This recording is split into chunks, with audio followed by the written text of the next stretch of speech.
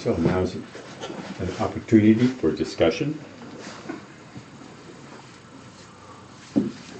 What's on your mind? Well, I'm a little embarrassed to ask this question, but I'm just gonna do it. It's Mother's Day, but I was at some dinner with a friend last night, and she was telling me about how her daughter and son-in-law, their house is a little haunted, and and I've believed in such possibility of that, but then, of course, now my mind is like, well, how could that be haunted when I've heard Buddhists don't believe in spirits, and then wouldn't that spirit or whatever have gone on to their next life? So, so I'm just wondering.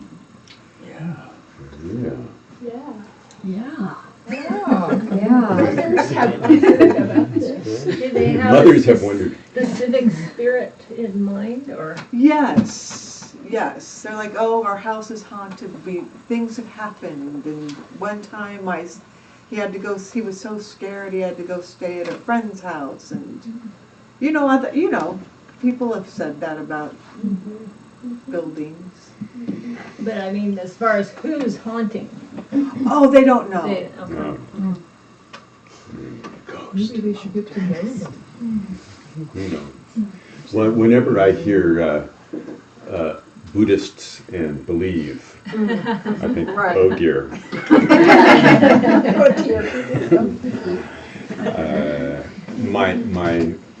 My snarky line on that is that Buddhists believe as little as possible and less as time goes by. And there are a few things that I think are worth believing, and one is that everything is consequential. Everything that we do say, anything that anybody does, says, thinks, all things are consequential. Beyond that, I think it's actually important to have a real kind of solid conviction in that. Not necessarily that you know what the map is for what all the consequences are, because I think that's a little bit of it. Not a little bit, that's a huge slippery slope. But there are some general principles. But beyond that, there are, just based on what I know, there are lots of Buddhists that, worldwide, you could say, kind of generally speaking, you'll find a lot of belief in spirits of different kinds. And in the teachings, you'll find references to all kinds of beings. So I wouldn't rule it out just based on what you find in texts. Okay. You can't just say, well, Buddhists don't, because there's plenty of there are plenty of writings that would include references to different kinds of beings that we would classify as something other than ordinary animate beings. But they're all framed in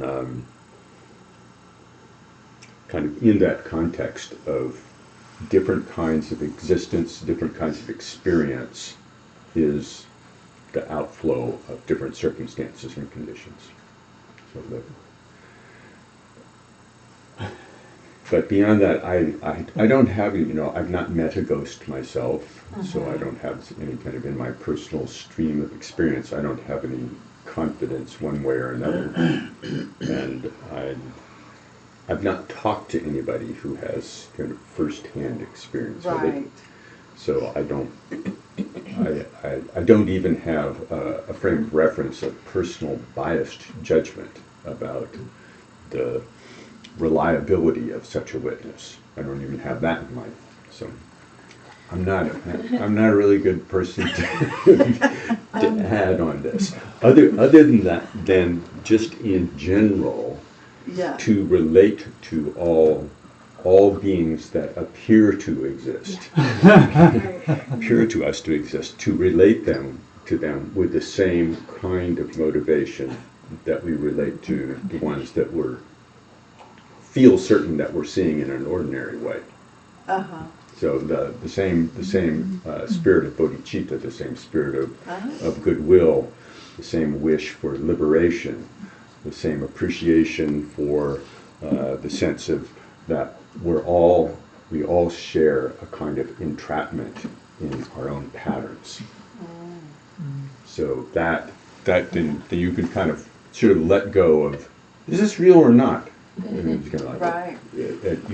you don't wait for all the evidence to be arrayed and then go, well, I think maybe I'll engage in some bodhicitta today. Yeah. You just think, it's just it should be my default kind of spirit in which I meet whatever arises. So just kind of that's if on a good day, that's what I bring to the party.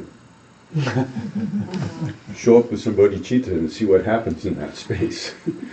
Yeah, and I think completely Bill's covered so much of it, but Milarepa has this song, he has all these songs, I can't remember the title of this one, but the last line says, "How wonderful now it would be to meet a ghost." and that's him bringing, he's in the poem, he's deconstructing the mind and saying, yeah, this is my fantasy, this is a dream, you think Julie's completely solid, right? But she's not. And then you think a ghost is not solid. Well, what's that about? That's all happening in our story. So when I noticed the fear rise in my mind of, who moved this thing or what, or it feels like something's going on here, but I'm the only one here. Right. There's a ghost in the refrigerator. Yeah, who owns that peanut butter jar? Who are you going to call? It's usually me. But whatever it is. Right. Or, did someone just come in downstairs? Well, there's always someone coming in downstairs these days. I'm like, oh yeah, they're coming to move some. But, it's more looking my reaction, which is what Bill's talking to. So the difficulty isn't the being, whether they are or aren't or what form. Consciousness can take a consciousness unobstructed. This is this unobstructed view that Lama Michael was talking about yesterday as he taught on the view in the mind training, this unobstructed view. Look at this form we took. What the heck? It's complex, it's wonderful, it's terrible, it's all this. And elephants and giraffes and, it's unobstructed. So in that sense, some say in the Buddhist view, there's many beings that aren't on the physical plane. We are hungry ghosts, hell-realm beings, gods, So the key, I think, is our practice toward them. We don't need to name them and know them and see them or not see them, but whatever arises, whatever appearance arises, meet it with bodhicitta as best you can. What I have found, of course, since everything's in our own mind, if I'm nurturing the fear, oh my God, it's a ghost, then I've set up a relationship in my own mind. That's suffering. That's the first suffering. And who knows if there is actually some consciousness formless. I've now set up opposition. So I can say, I wish you well, I wish you free of your suffering. And man, you just can calm down, And that's going to make the opening.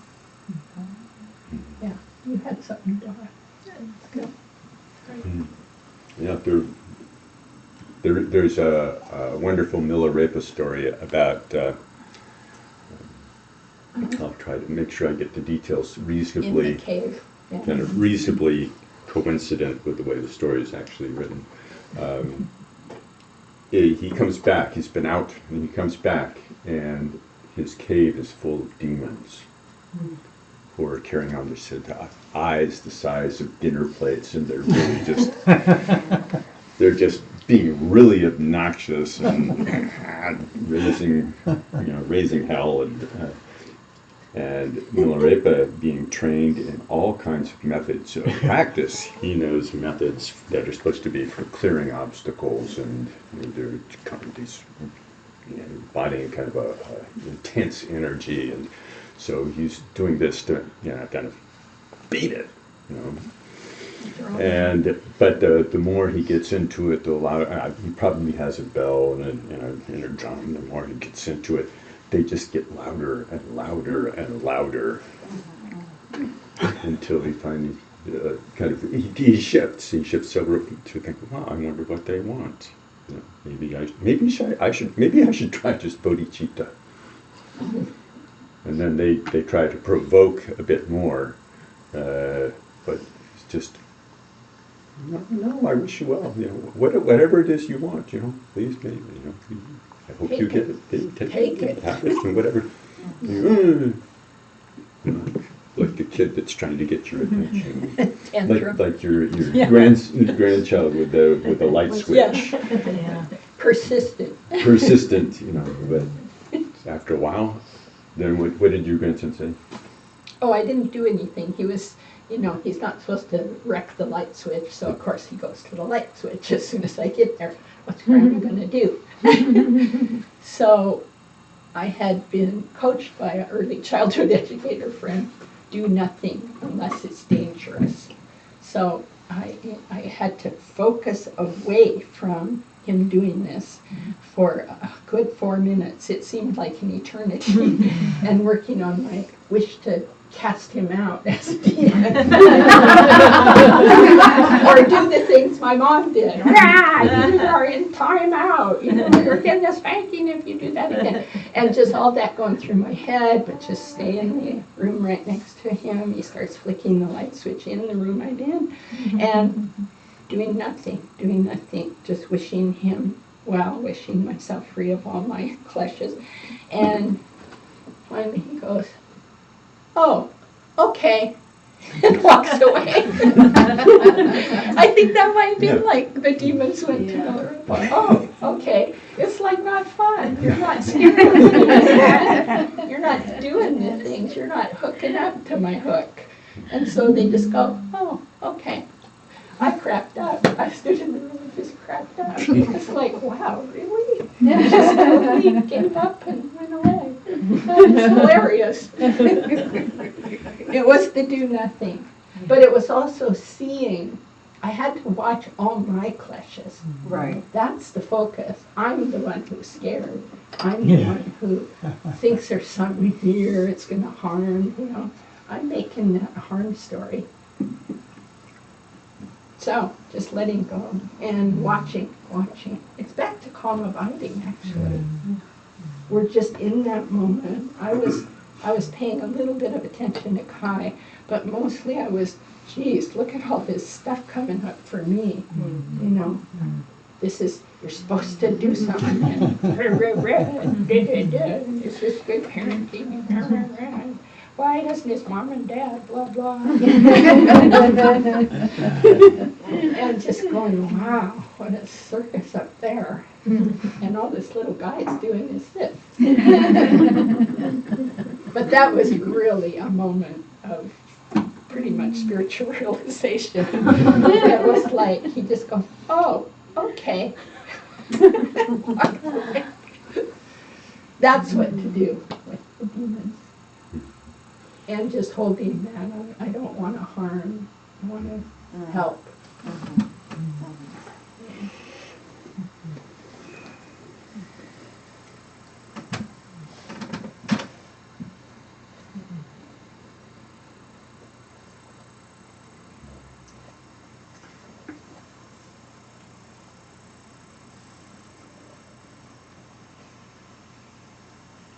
Just out of curiosity, how many think they've seen a ghost or felt a ghost? Just out of curiosity. Interesting. So, yeah. very good herd of people. So who knows? We don't know what's in our minds, but we know what to do now. Not too much, just send good wishes. Miriam. I seem to recall Lama Michael telling a story about Kalu Rinpoche and what sounded like a ghost at some point. I don't want to go into the details, but this is in San Francisco, and I don't know if anybody else has the details sufficient to be able to retell it, or is it something that Lama Michael should probably say, but it was an interesting thing. I don't I don't remember remember. that.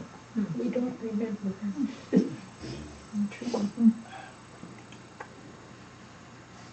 What about spirits? I mean, when we were at Rinpoche Rinpoche's retreat center in India, he had us make offerings to the spirits of the land regularly.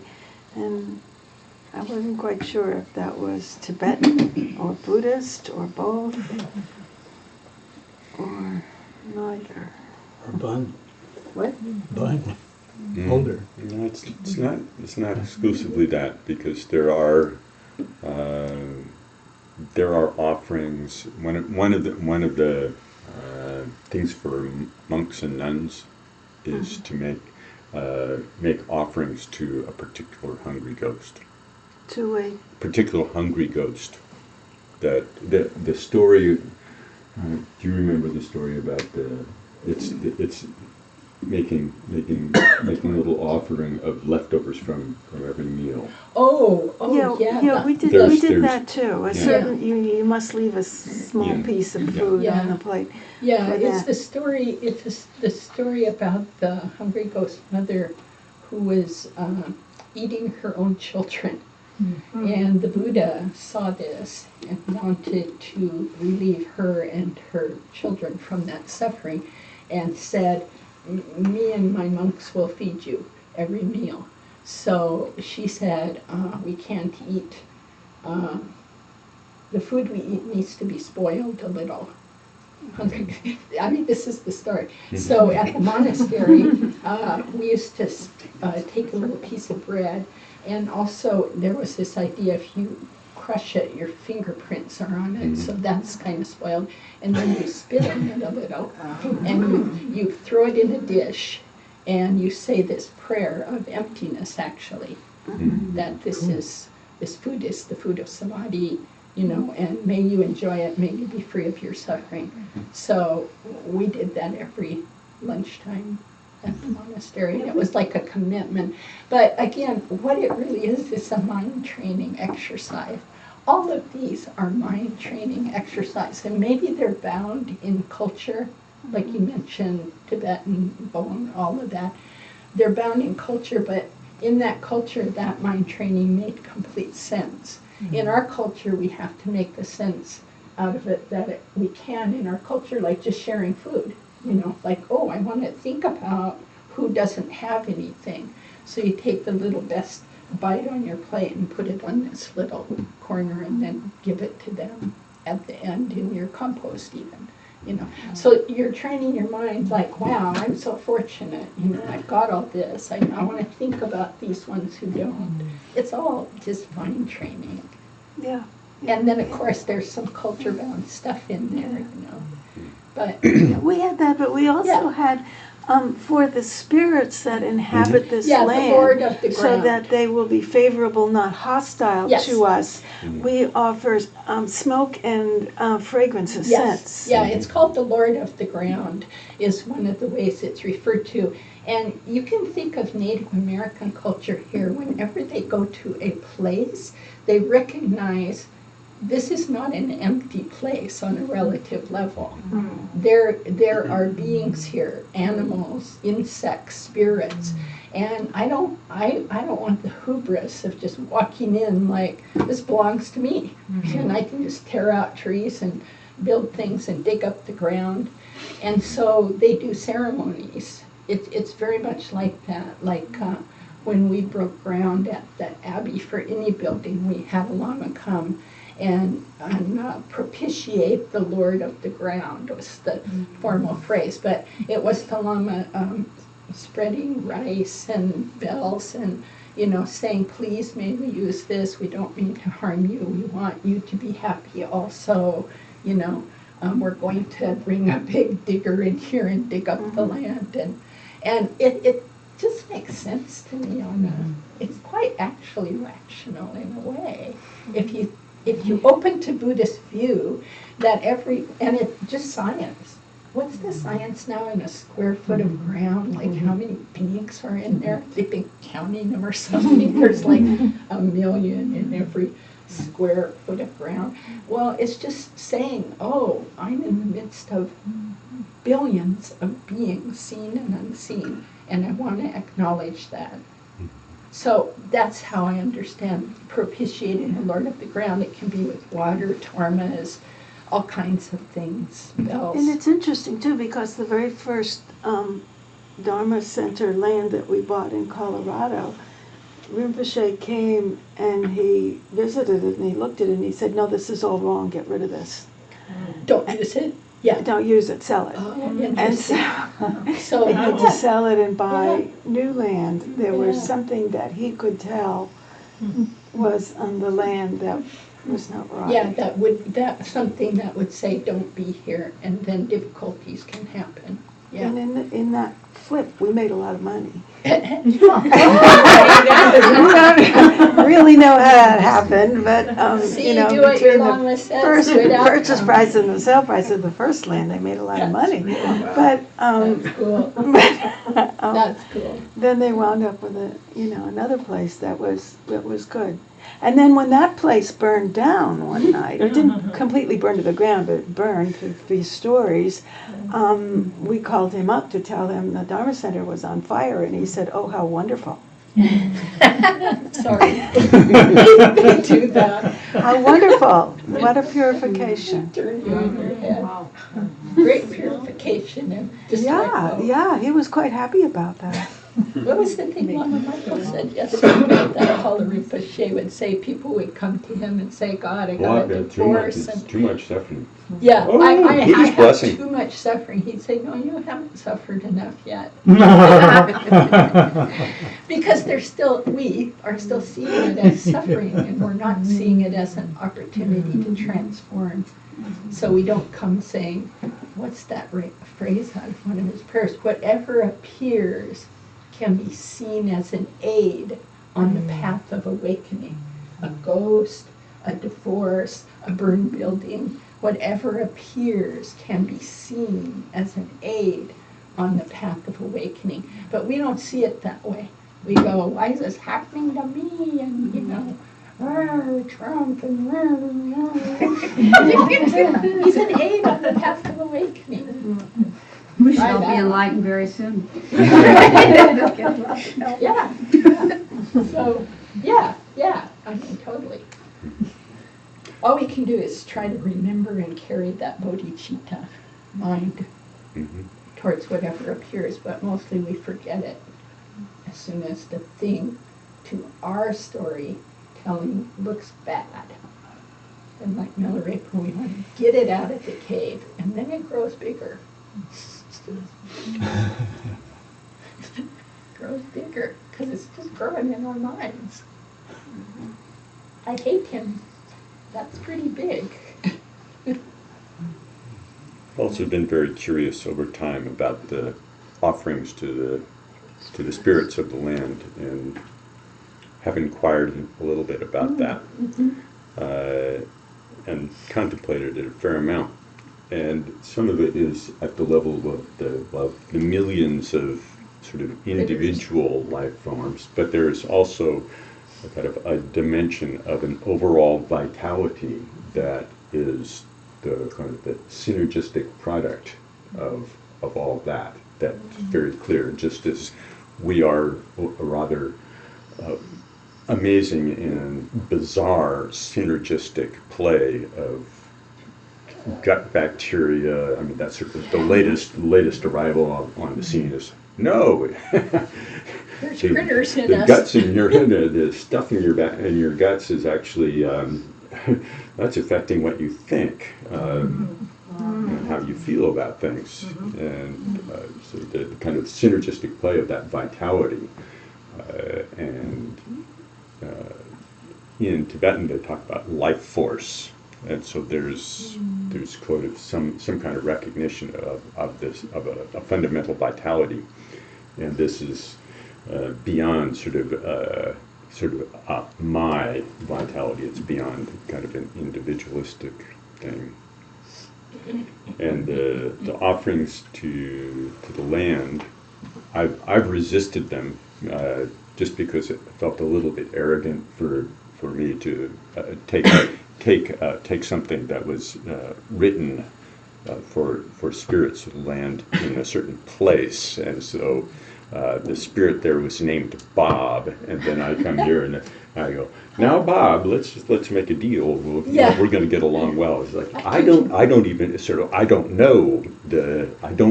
the name of the spirit here. I don't actually have a first person experience of this, and I think it actually takes a very deeply settled mind to be able to appreciate that level of vitality that's beyond our ordinary kind of our simple-minded and convenient dividing things up in ordinary labels and categories and names, places, dates. The simple story that we need to operate in order to make breakfast and not step in front of a bus and all the rest of it. It's very functional at a certain level, but to really settle deeply into our experience so that we can actually appreciate that. I'm sort of waiting for deeply realized people who are kind of settled in this environment to sort of have their own authentic experience of that. And I asked about this with one mom and said, "What? Yeah, it will take. You know, there are some people who are very sensitive to these things, so it takes somebody like that to come along to really sort of see into it. And in the meantime, you can carry forward the form of these kinds of offerings as kind of a point of departure for connection from our side. So even it's kind of like sending an invitation to somebody that you haven't met yet, but you. So it's kind of like that. There's just to mention the practice that I think they do every day at our 3 retreat is one that's in the Kagyu and Nyingma tradition, and that's the mountain smoke offering. And so that's something you may run into again. But the interesting thing to me is that the practice is very much about making offerings of kind of amazing and bountiful, and kind of the idea of offering anyone and everyone what they want. And that's just raining down on the whole everywhere. And so it's not it's an interesting, that's kind of the attitude of it, is that big, immense giving, and so that's, again, the Bodhicitta, but taking the form of offering. And so that's a hint of kind of the spirit of these. And just anecdotally, I was thinking, when Lama Tinley first came here, was the year that Mount St. Helens had erupted. And so early on there was some kind of sort of linkage in our discussions that, he could see that as, clearly that was kind of related to this sphere of spirits of the local deities and that. And but then I've also heard at least one, or I can't remember which teacher said that they felt that we don't have the spirits that they have in Tibet. like he'd been in both places and he didn't see them here, like they're not, no evidence of those ones here. So that's an interesting thing, what, and it gets to what Bill was saying, that it's not maybe exactly transferable in the literal sense, the bob of the, that they had in Tibet. Bob of The bob of the land is maybe not here, but there may be something there. So it's to me, it's just something I try to keep an open mind about, and I do keep some of that ritual going when I'm on a retreat. I like to do that practice myself, but I don't do it every day. Those practices also always, you were touching on the aspect of offering samadhi and that kind of deep realization. So those practices always include a very rich and inspiring language that relates to the kind of deeper realization, to this perspective that's beyond conditionality. So it's not language that solely relates to kind of a simple transactional. Yeah, or the material world. Here's your smoke, Bob. Now do me a good, one. Yeah, because you, the smoke, and Bob are all a dream. and as Lama Michael was sharing yesterday, to hold that as much as we can, go in and out of the dream-like aspect of all this, because the minute we make it all solid, there is a ghost, there is an offering, there is this, we're just continuing our suffering. Mm-hmm. We've moved away from the unobstructed view. I'm talking about this like I have some sense of it, but we all hope to grow that sense through our calm abiding and eventually our vipassana. And so we can see, though, conceptually, how when we move to solid, it's painful. Mm-hmm. If I make a very solid thing out of someone's anger at me, it's really painful. And I can hold it forever and be scared and don't want to see them again or be afraid of my own anger. But if I open the container just a bit and go, this is passing, and what's going on in my head? Am I angry all day? What's it made up of? Thought, feeling, sensation. Not a single one of them can I grab, pin down. That's kind of amazing. I think we could also think of all this phenomena as projections of the mind and realize that there's a great deal in our minds of which we're not aware. And so we can have the same level of respect that we're all expressing here for those experiences, while even realizing that they are part of us. And maybe that would even give us a sense of a deeper respect. Because like you're talking about getting in touch with the spirit of the land or whatever.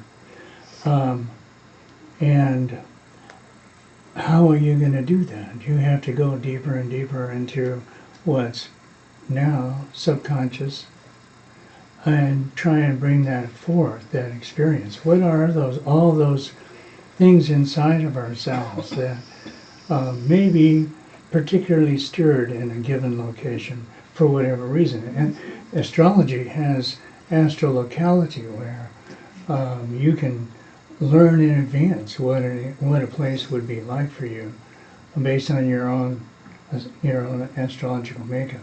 And it's just another form of tapping into the subconscious or unconscious, what's not conscious to us, and becoming more aware of our minds, what's in our minds. So that's just another way, I think, of looking at this. And it's funny because if we think of it that way, like this is a projection of the mind, there's a a cultural tendency to minimize it because, if we think like that. Whereas, depending on the culture, we might have more respect for ghosts.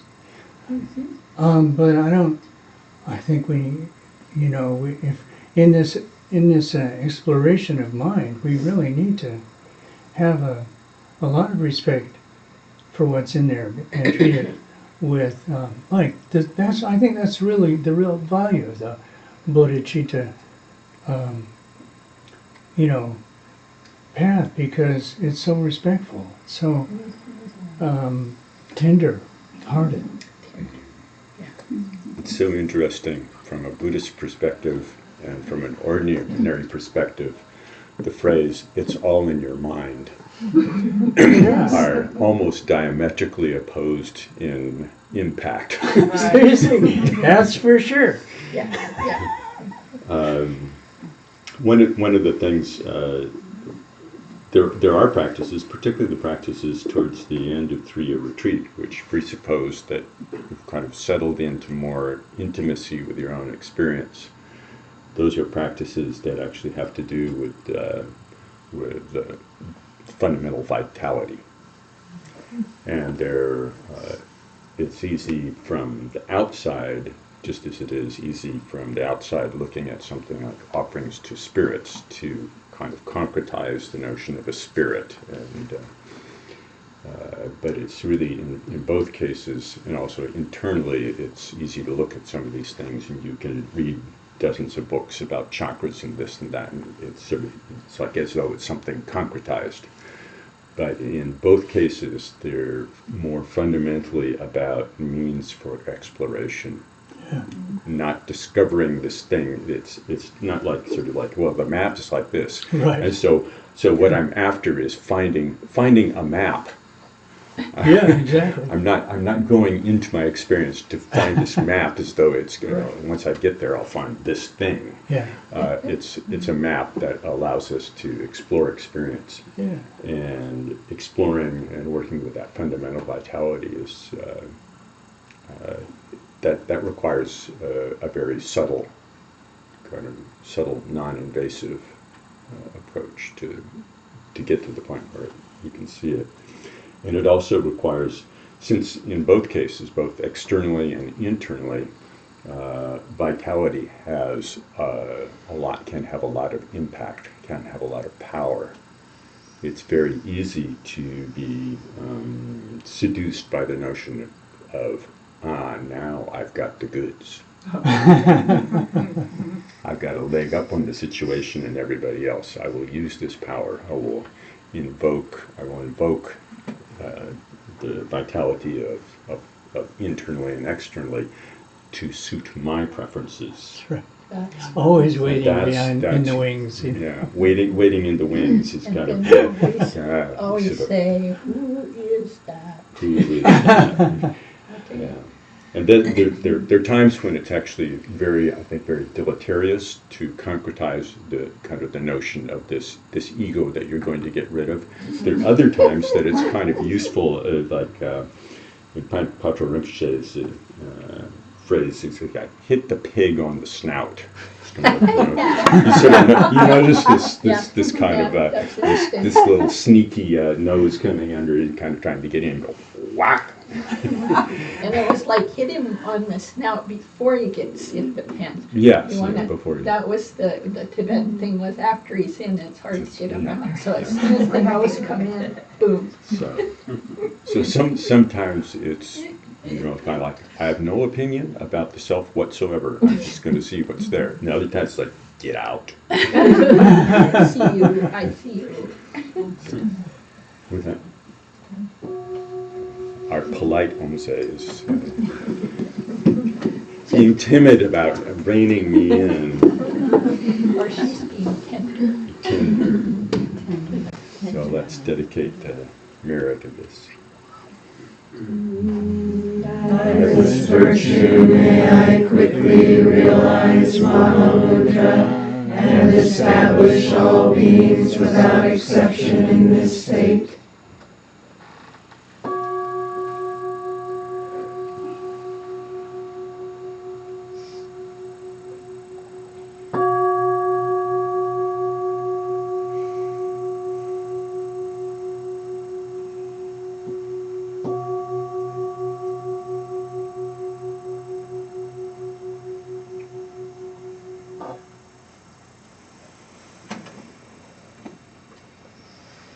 Thank you. Thanks, Mom.